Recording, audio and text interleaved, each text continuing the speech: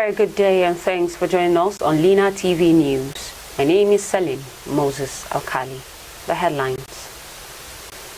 Former President Olusegun Obasanjo advises Nigerian government to learn from Zimbabwe.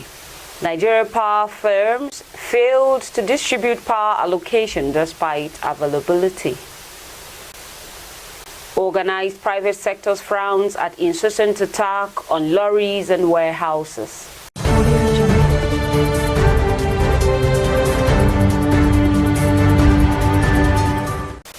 And now the news in full. Former President Olusegun Obasanjo has advised that Nigeria should approach the government of Zimbabwe for a solution to the current all-time high inflation in the country. He noted that since Zimbabwe was recently confronted with the same problem and came out of it, the Southern African country would have useful advice for Nigeria.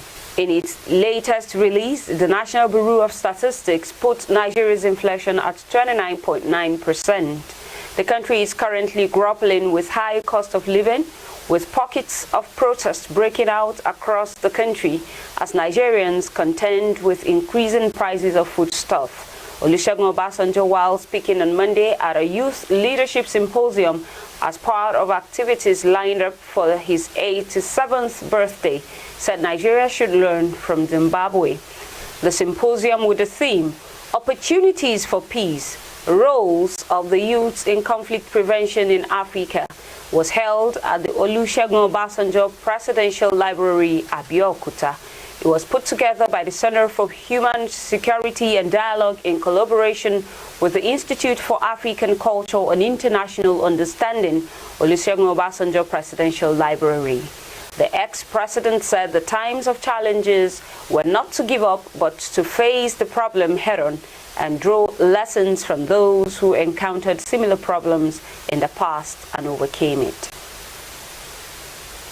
Despite the widespread blackout and the worsening state of electricity supply in Nigeria, the latest figures on the daily load summary of power distribution companies indicates that the firms failed to distribute about 1,769.91 megawatts of electricity between February 1st and 14th, 2024.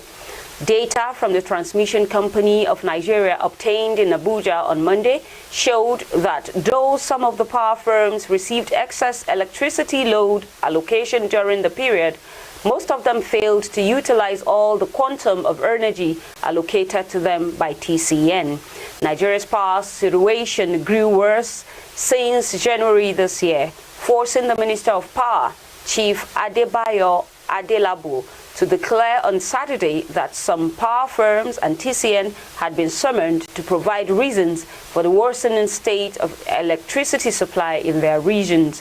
Adelabo also pointed that investigations by the Power Ministry showed that some power distribution companies were rejecting electricity despite the scarce supply of the commodity.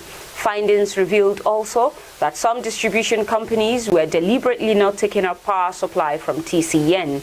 Other reasons alluded to the problem include some power lines vandalization in Abuja, Benin, Port Harcourt and Ibadan regions.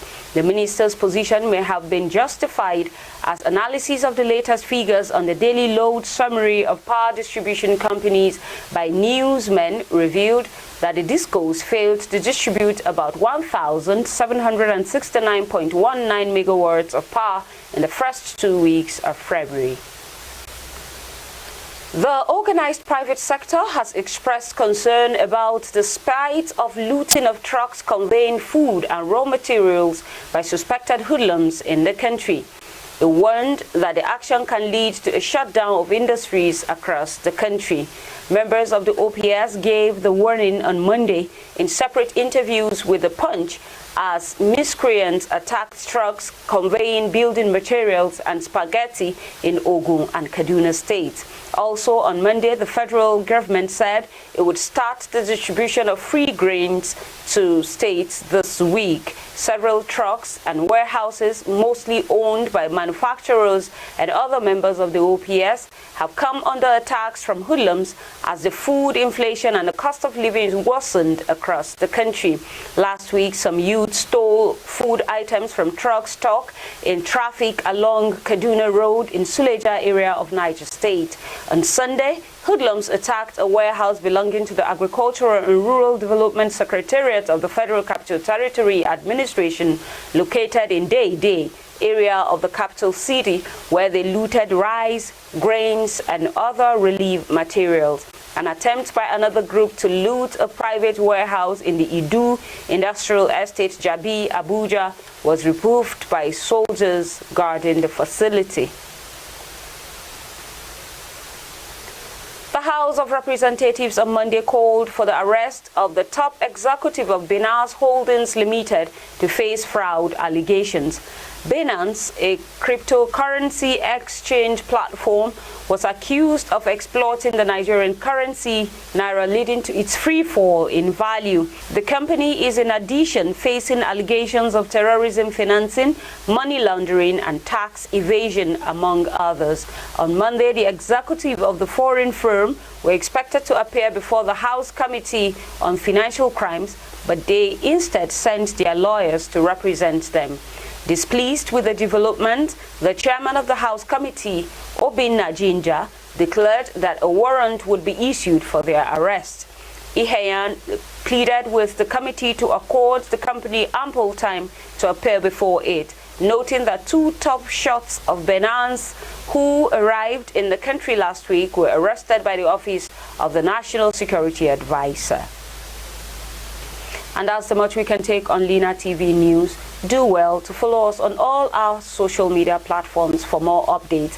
And you can visit us on our website on www.linatv.com.ng. Thanks for joining us.